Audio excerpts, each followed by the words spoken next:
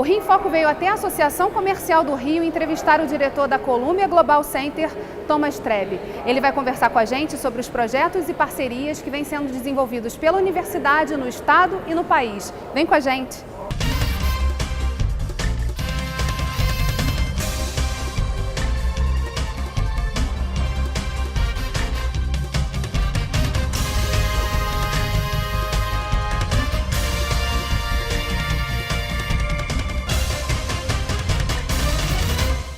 A Universidade de Columbia está entre as 10 melhores instituições de ensino nos Estados Unidos e há 5 anos atrás fundou aqui no Rio de Janeiro o Columbia Global Center. Vamos ver a matéria.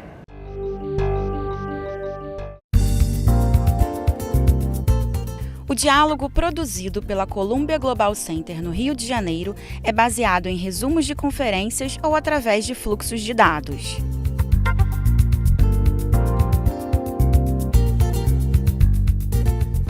These centers are about getting our students and faculty out there in the world to learn, engage, and contribute. They are about working together with local and regional counterparts so that we can contribute to solving some of the world's most pressing problems. A cidade do Rio não está sozinha em ser reconhecida como uma verdadeira capital global, mas esse é o nosso momento. Existem cidades maiores e mais ricas que o Rio no Brasil, mas não de forma engajada e com um processo de mudança relacionada com o resto do mundo. Rio is undergoing enormous transformations due to Olympics and World Cup. People started to believe in the city again and people start to dream on what the city could be. A Columbia Global Center é uma instituição que contribui com o passado da humanidade ao mesmo tempo em que sente a necessidade de contribuir para a mudança no futuro. When we talk about preparing our students to be part of this 21st century world, what do we mean by that? How do we create the idea of global competence and global leadership?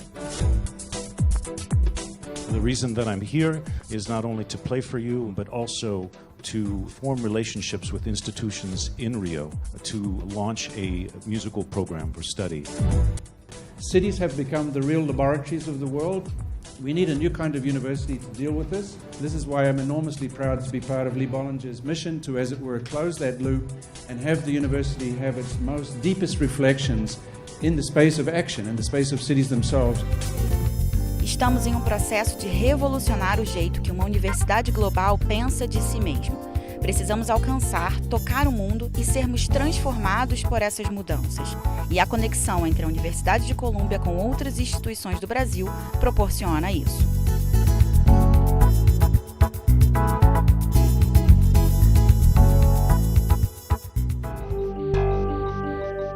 Qual a importância de estabelecer esses centros globais ao redor do mundo para a Columbia?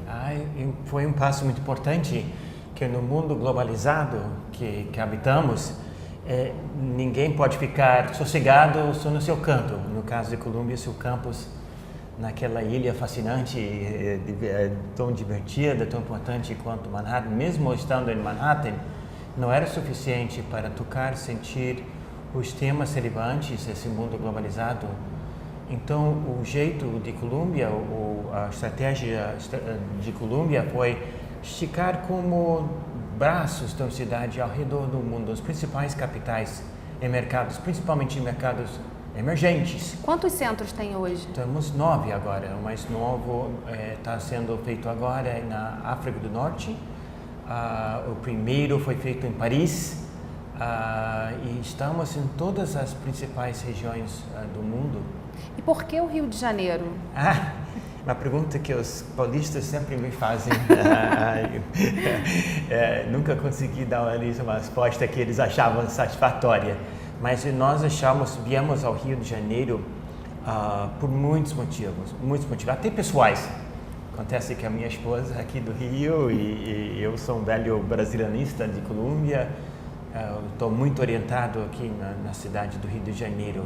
Mas mais importante, talvez mais institucional, foi que viemos aqui há 5 anos em fase de uma renascença da cidade do Rio e do estado de Rio, que de repente, depois de várias décadas de Rio ceder sua importância histórica para outras regiões e estados do Brasil, principalmente São Paulo, estava uma fase fascinante, importante, de reerguer a sua dominância nacional e global. Então isso atraía muito a Colômbia, de rever uma cidade, de participar, observar, tentar contribuir com uma cidade, uma região, um estado, tentando se reinventar para o século XXI. E essa troca de informação, esse intercâmbio é fundamental, né, para ajudar a construir essa base. Que projetos Colômbia desenvolve hoje em parceria com outras instituições, universidades? Bom, temos orgulho de ter uma grande lista de apoiadores e de parceiros. Trabalhamos em vários projetos. Talvez o carro-chefe seja na área de gestão pública, que desde o início foi identificada, foi apontada como um tema em que o Brasil precisava de uma ajuda. Então, gestão pública é uma área importante, mas depois disso veio na sequência trabalho em engenharia, inovação, Big Data, saneamento, problemas desse tipo. E terceiro, talvez pelo fato do Rio ser tão importante na economia criativa, projetos relacionados com cinema, com roteiro de televisão, com cultura de modo geral. Esses são alguns dos projetos, mas nos 5 anos já temos feito quase 125 eventos, conferências, pequenos cursos, até um curso de mestrado. Mas isso lhe dá uma ideia de que essas 3 áreas, eu diria de início, gestão pública, inovação, engenharia e artes e cultura, são 3 importantes áreas, eixos, eu diria, temáticos para nós. Foi criado o Rio Innovation Hub, sim, né, que envolve também parceria com outras universidades. Exato. Como é o funcionamento desse projeto, especificamente? Esse é um projeto muito importante, muito querido e no qual deposito muita esperança. Aprendemos muito, não tudo deu certo como nós tínhamos imaginado no início, mas aprendemos muito. Estou cada vez mais convicto de que esse tipo de innovation, parceria na área de inovação, é importante para a cidade, para o estado.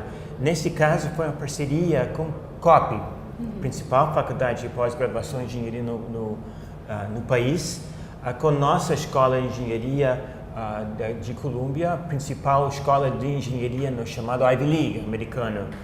E a ideia era estimular a baixo custo, criatividade na solução de problemas urbanos. Criamos um centro dentro da COP, Centro COP Colômbia para a solução de problemas urbanos, e focamos inicialmente em 2 áreas importantes. O primeiro era problema de água, sendo visto como um desafio permanente, um desafio ainda não conquistado, não encarado da forma suficiente, problema de qualidade de água, águas urbanas, saneamento, né? A Baía de Guanabara, tudo relacionado com água, mas saneamento sendo um foco principal. O outro é um tema de grande interesse para todas as principais cidades do mundo, e a cidade do Rio de Janeiro é a cidade líder nessa área chamada de cidades inteligentes. Como captar dados disponíveis, mas fora até agora do nosso alcance, sobre movimentos, deslocamentos na cidade, episódios na cidade, como capturar esses dados e torná-los como insumos para melhorar as políticas públicas. Isso é área chamada sensoriamento remoto, e de entre vários projetos em que houve avanços devido à nossa parceria com COP, era essa área tão importante, na época de muita chuva no Rio, a estabilidade dos morros. Os nossos alunos, nosso corpo docente, criaram um sistema novo e de baixo custo para detectar movimentos em morros em tempos de inestabilidade do tempo e de muita chuva. Então isso apenas para dar um exemplo do que poderá ser feito com esses avanços nesse campo tão grande de sensoriamento remoto. Maravilha, é bom saber desses avanços. São temas que o tempo todo a gente lida, né, na cidade. Preocupa-se diariamente. Com certeza. A gente vai fazer um rápido intervalo e voltamos já. Rio em Foco aqui, política e economia caminham juntas.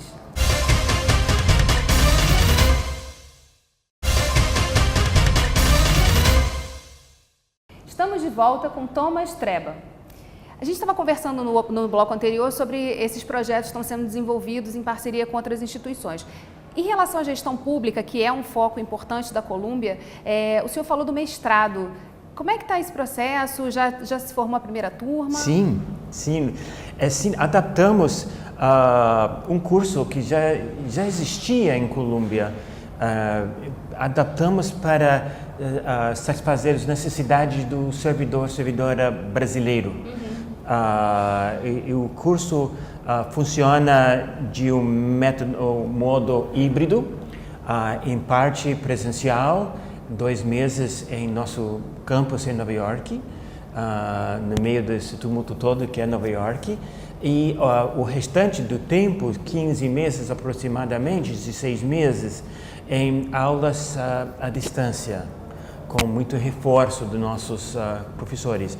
Todo com rigor acadêmico de Colômbia, processo seletivo bastante rigoroso, e o programa tem dado bons dividendos nos primeiros 2 anos. Já formamos a segunda, estou indo agora, aliás, para Nova York presenciar a segunda formatura.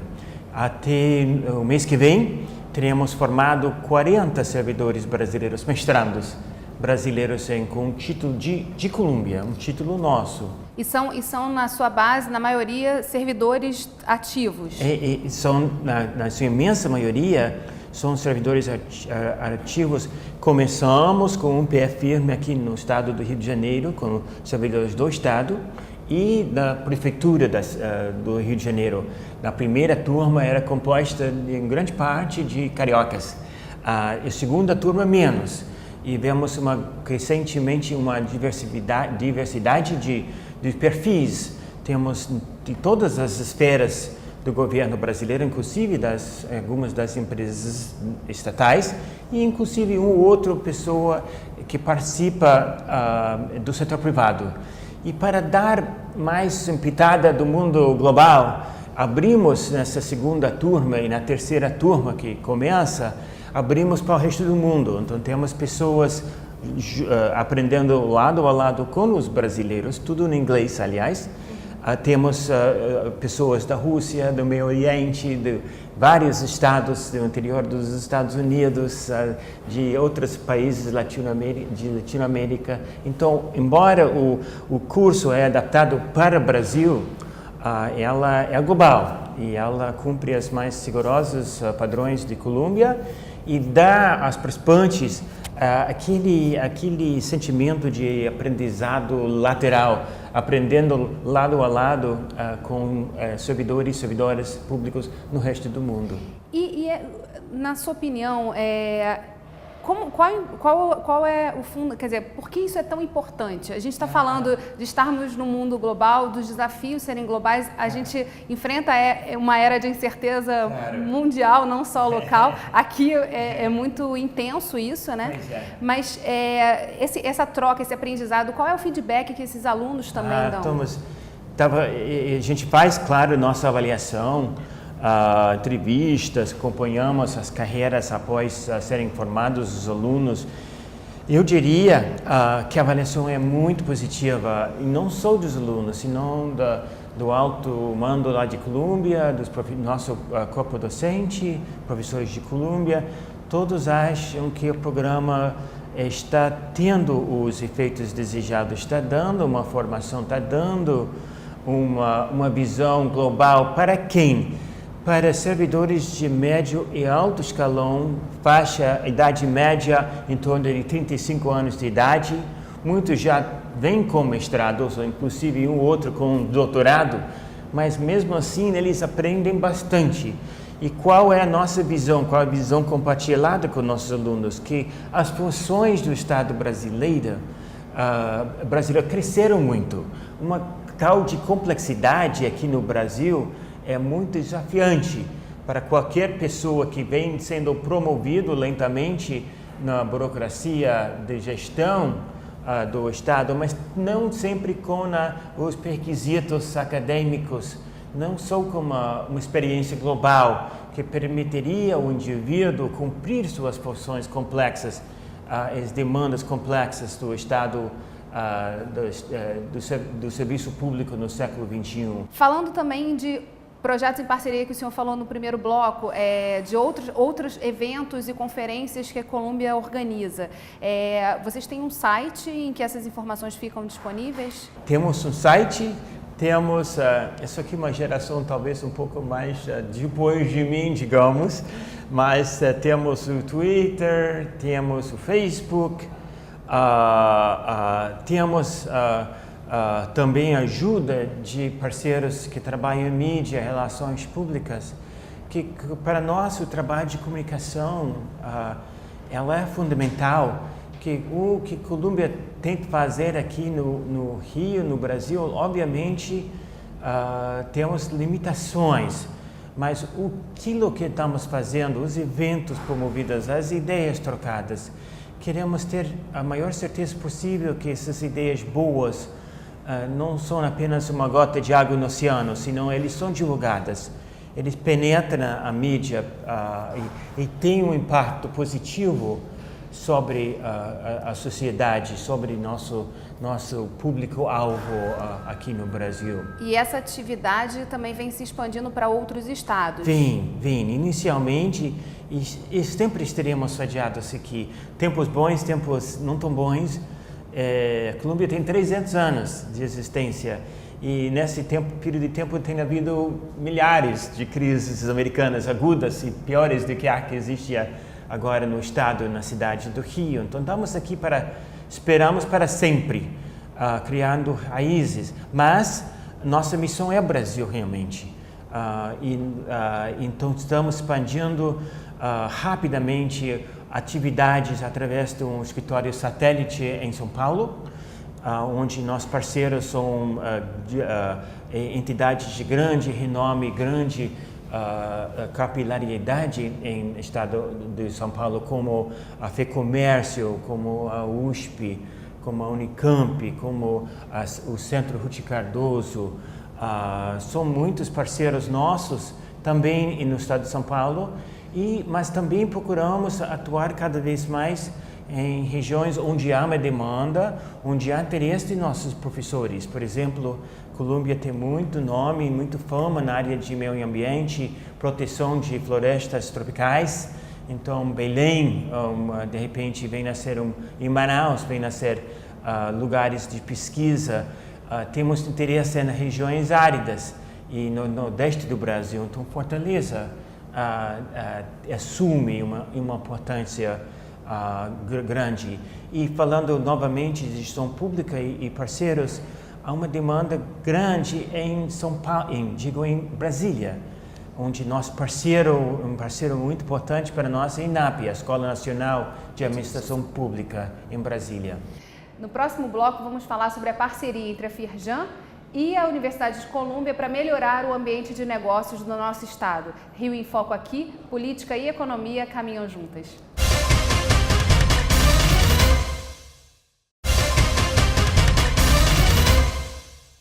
O Brasil tem grandes desafios pela frente: melhorar o ambiente de negócios, estimular a competitividade e a produtividade. Com foco nisso, a Firjan lançou, em parceria com a Universidade de Columbia, o primeiro programa de educação executiva internacional. Vamos ver. O IEL, ele é uma instituição dentro do sistema Firjan, né, como foi colocado, e nós no ano passado começamos a fazer um reposicionamento. Esse reposicionamento é tirar o IEL do que ele fazia antes, que era uma coisa de, digamos, oceano vermelho, né? Ele fazia estágio, outros cursos, né, de uma forma padrão, e aí fomos olhar o que era importante para atender ao nosso mercado industrial.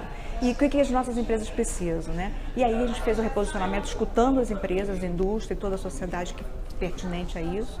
E aí vimos que o oceano azul do IEL seria, na realidade, a educação executiva, as consultorias dentro da empresa, sempre com foco na produtividade e na competitividade dela. E aí, em todo o programa que a gente desenvolveu, além de cursos dentro do Brasil as temáticas de governança corporativa, gestão empresarial, olhamos que era importante também estar olhando fora do país, né? Nós fizemos benchmark em algumas universidades internacionais, lógico, focamos nos Estados Unidos, pegando um modelo de escola de negócios, né? E depois a gente faria a Europa, mas pegamos os Estados Unidos. E aí foi que a gente começou a olhar e vimos a Colômbia, né? Que seria um grande parceiro nosso, porque eles estão aqui no Brasil, eles estão aqui no Rio de Janeiro. Então, eles estão no Rio de Janeiro há alguns anos, então já conhecem a nossa cultura, os nossos problemas, eles vivem bastante o que a gente precisa. Então, o melhor ponto para trazer uma reflexão, uma discussão mais contemporânea e muito mais assertiva. E aí a gente desenha esse programa com a Colômbia, né? Que é um programa muito interessante, que eles vão ser de 3 anos. O primeiro ano são 3 workshops de 2 dias. Então, o primeiro workshop vai ser esse ano ainda, os 2 outros workshops do ano que vem. E uma imersão em Nova York, em Colômbia mesmo, de 5 dias, onde nós vamos fazer a junção de teoria, com aulas de professores de lá, mais visitas a algumas empresas ou instituições de referência dos Estados Unidos. Porque aí o nosso empresário sai daqui e vai ter uma reflexão, um debate fora da caixa, né? E é importante você sair às vezes do dia a dia para poder ver, trazer e ver o que a gente pode estar alavancando para melhorar aí o nosso estado do Rio de Janeiro que precisa. Essa parceria com a Firjan veio discutir um foco de competitividade. Qual o papel das empresas na criação de um bom ambiente de negócios? Isso é fundamental. E é uma nossa parceria com Yale, com a Firjan, aponta nessa direção de mostrar exatamente qual é o papel das empresas do setor privado na melhora de um ambiente de negócios na cidade e no estado do Rio de Janeiro. Claro que as empresas têm seus próprios temas, os próprios modelos de negócios, os próprios problemas de cada setor, mas no seu conjunto, o setor privado depende muito do ambiente de negócios e poderá ser uma importante influência sobre os poderes públicos, trabalhando de mãos dadas em parceria com o poder público para melhorar o entorno de negócios, o ambiente de negócios, que infelizmente, se os dados estiverem corretos, que acho que são, o entorno, o ambiente de negócios na cidade do Rio, em São Paulo também, mas falando da cidade do estado do Rio, esse ambiente de negócios é muito carente, ele é muito falho comparado com o ambiente que existe em outras cidades mais dinâmicas, que mais crescem no resto do mundo. Então, Brasil, Rio, para crescer mais, ela tem que melhorar seu ambiente de negócios. Melhorar o ambiente de negócios não é uma função da LERJ, do governo, do prefeito. Ele é uma aliança, uma parceria de interesse mútuo entre empresa privada e as diferentes esferas do governo.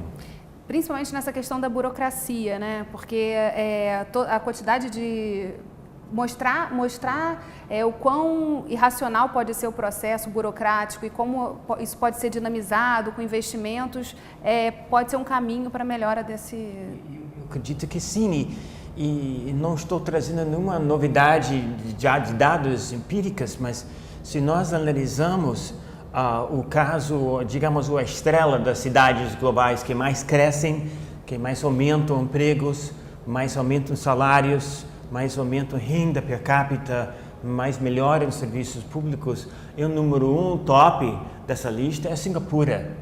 Em Singapura, guardadas as devidas diferenças, mas também não exagerando as diferenças, há pontos de comparação.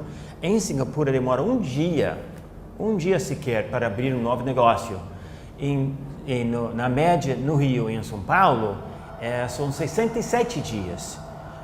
Alvará de construção em Singapura consegue-se facilmente, demora muito. Pagamento de impostos, o mero pagamento, não estou nem falando da carga tributária, mas o pagamento de impostos é tranquilo, é simples, é eficiente. Nas cidades como Singapura e muitos outros cidades ao redor do mundo, é muito mais fácil e transparente, dói pagar impostos, mas a dor não é exagerada pela complexidade e o gasto adicional. Então, são coisas impossíveis de serem melhoradas? Não são, mas não melhoram. Esse ranking do Rio e São Paulo, no contexto global, ele é ruim e fica ruim. Em relação à competitividade, que também é um tema que é um tema caro para o Brasil. Sim. Como é que a gente avança nesse ponto? Olha, sim, junto com os colegas de Firjan, estamos vendo com cuidado esse negócio de competitividade a nível local, estadual, regional, não depender apenas de uma melhora do ambiente de negócios vinda de Brasília, senão o que pode ser feito localmente. Reformas chamadas microeconômicas de melhorar. E o que a minha contribuição tentei que fosse no sentido de trazer para reflexão aqui no Rio de Janeiro as melhores práticas globais e internacionais, olhando os 10% das cidades grandes do mundo que mais crescem e quais são os fatores, quais são os diferenciadores que fazem com que essas cidades sejam bem-sucedidas e tentar trazer alguns elementos de reflexão para o caso do Rio. Sei que o tema é presente no Rio, mas talvez o foco é um pouco para dentro, vendo o Rio e a região metropolitana do Rio de Janeiro como caixa selada.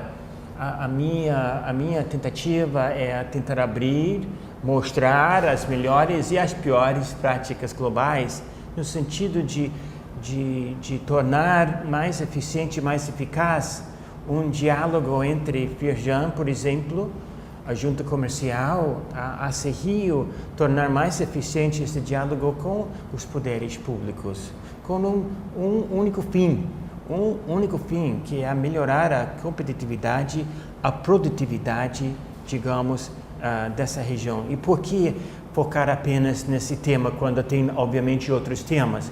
Que a produtividade é que gera crescimento, que gera emprego, que gera salários altos, que atrai investimento, que atrai talentos humanos.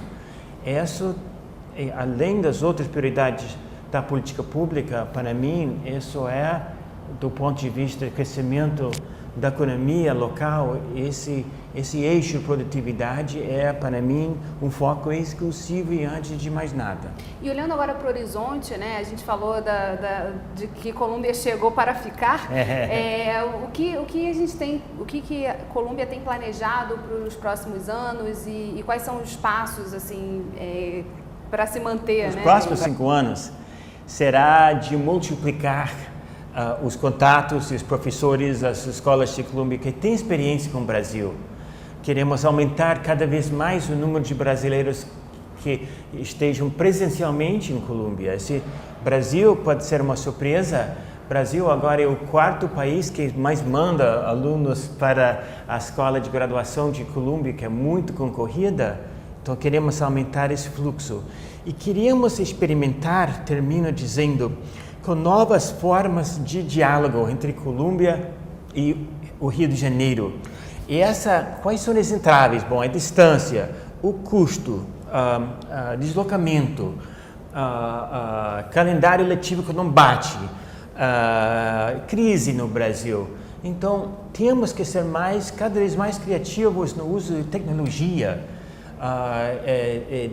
educação à distância, sala de aula virtual, maximizar os avanços tecnológicos para criar uma estrada de mão dupla, de trazer conhecimento, dados, experiências globais para aqui, para o Rio e enviar no sentido contrário para a Colômbia temas, dados, pessoas e, digamos, soluções para problemas humanos que foram encontrados, que estão sendo elaborados aqui no Rio de Janeiro, que deveriam ser de conhecimento da humanidade. Então isso é um tema, temos que crescer, queremos crescer cada vez mais, crescer com cautela, com precaução nesses tempos de crise no Brasil, mas quero que nos próximos 5 anos sejamos uma presença cada vez mais importante nesse